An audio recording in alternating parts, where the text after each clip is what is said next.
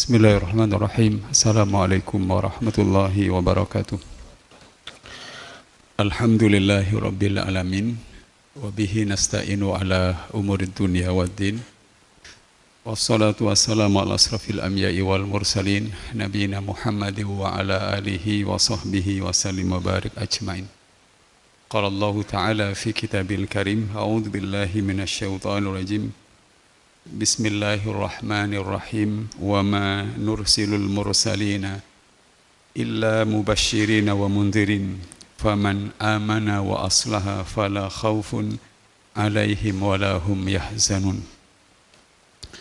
Wa qala Allah ta'ala innal ladzina qalu rabbuna Allah summa istaqamu fala khawfun alaihim wa lahum yahzanun.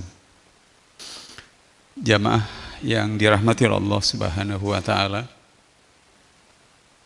kalau kita bertanya secara kritis dan jujur, apa arti bahagia itu, hadirin sekalian? Maka secara sederhana mungkin kita akan mendefinisikan bahagia itu adalah tidak adanya rasa takut dan tidak adanya kesedihan dalam diri kita. Kalau kita mengikuti definisi ini, jamaah Allah, apa yang membuat orang bisa tidak takut dan tidak sedih dalam kehidupannya, jamaah Allah? Buat kita, kebahagiaan itu bukan sekedar punya uang. Buktinya orang yang tidak punya uang bahagia. Buat kita, bahagia itu bukan sekedar berkumpul bersama keluarga.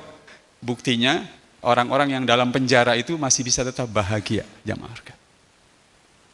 Buat kita, bahagia itu bukan hanya sehat. Buktinya pada saat kita mengalami sakit dan tidak fit badan, kita masih bisa merasa bahagia, jamaah sekalian. Kalau kita merujuk pada firman Allah dalam surat An-Nisa, surat Al-An'am ayat 48 yang saya tadi kutip, A'udzu billahi minasyaitonir rajim. Bismillahirrahmanirrahim. Wa ma nursilil mursalina illa mubasysyirin wa mundhirin.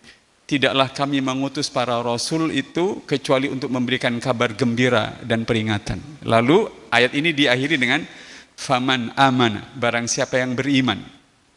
Beriman kepada sang pencipta kehidupan, bahwa kehidupan sepenuhnya dikendalikan dan dia yang maha mengaturnya secara mutlak. Wa aslaha, dan mengadakan perbaikan. Allah sebut mengadakan perbaikan. Fala khaufun alaihim walahum yahzanun. Maka baginya tidak ada rasa takut dan tidak ada sedih. Para ulama membedakan apa maksudnya takut dan apa artinya sedih. Maksudnya takut itu tidak akan takut terhadap apa yang akan terjadi beberapa saat ke depan. Bisa 1 jam, bisa 1 hari, bisa setahun, bisa jauh melampaui itu.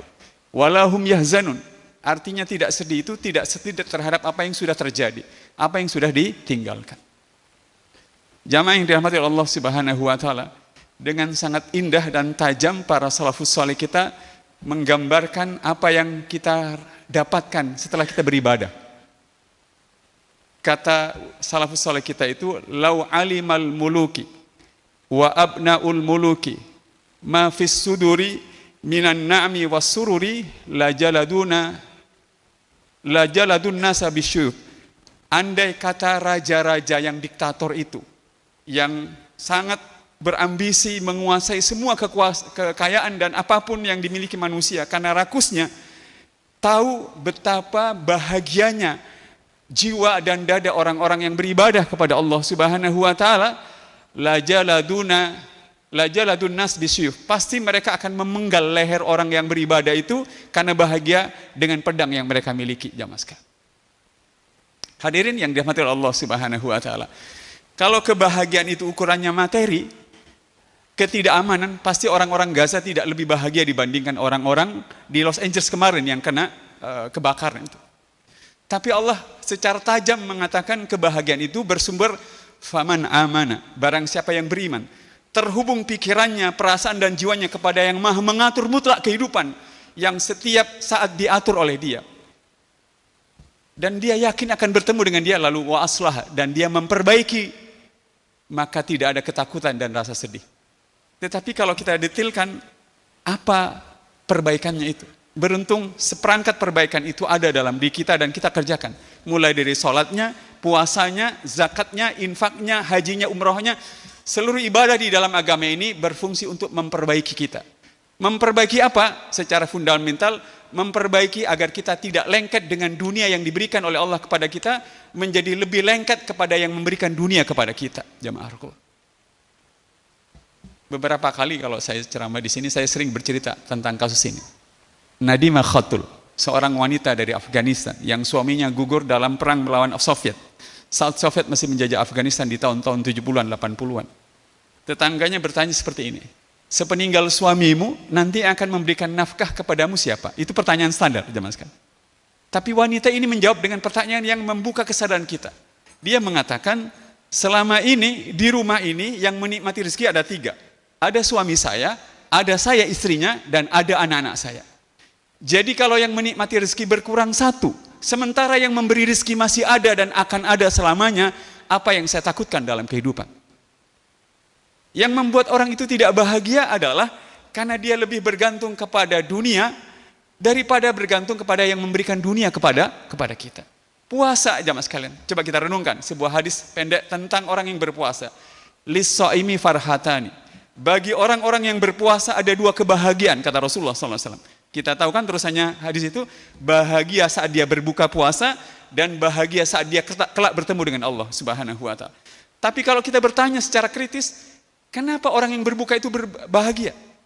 Apakah yang lebih banyak takjilnya dengan orang yang hanya berbuka 1 ini akan lebih bahagia dibandingkan yang tidak menemukan takjil? Tidak, jamaah.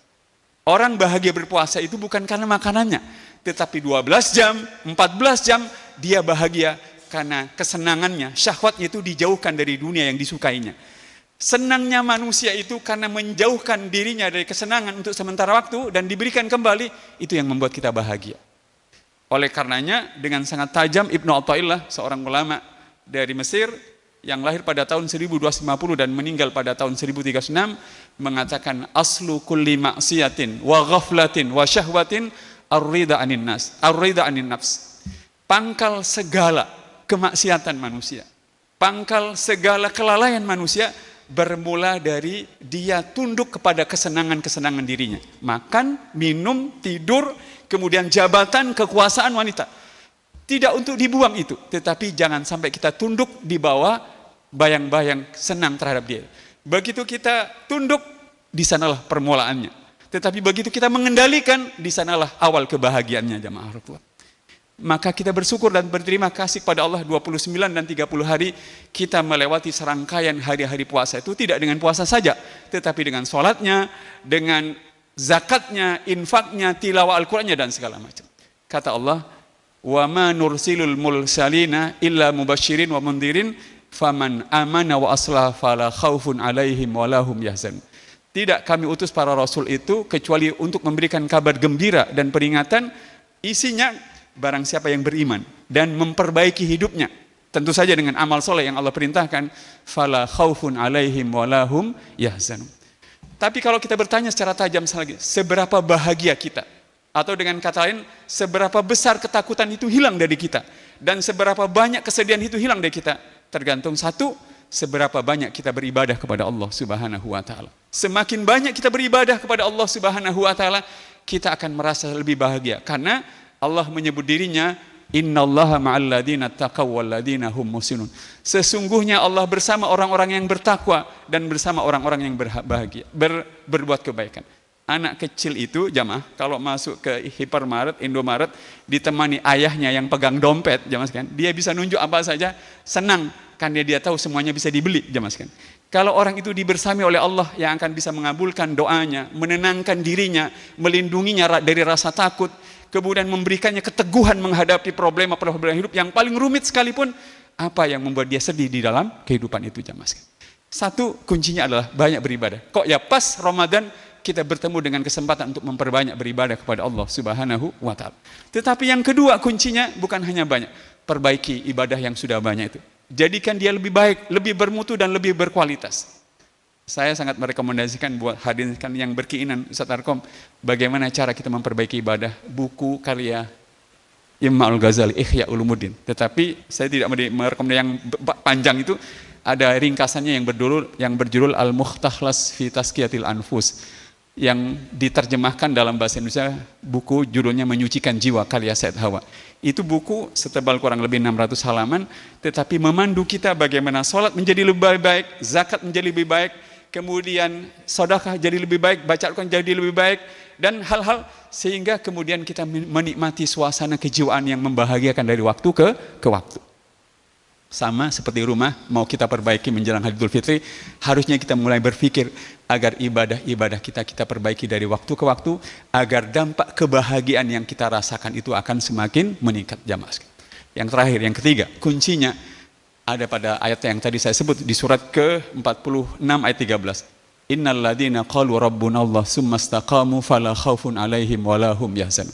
Sesungguhnya orang yang beriman dan dia istiqomah konsisten dengan iman dan amal salehnya, fala khaufun 'alaihim wala hum yahzan. Dia tidak akan bersedih dan tidak akan takut. Tidak akan takut dan tidak sedih.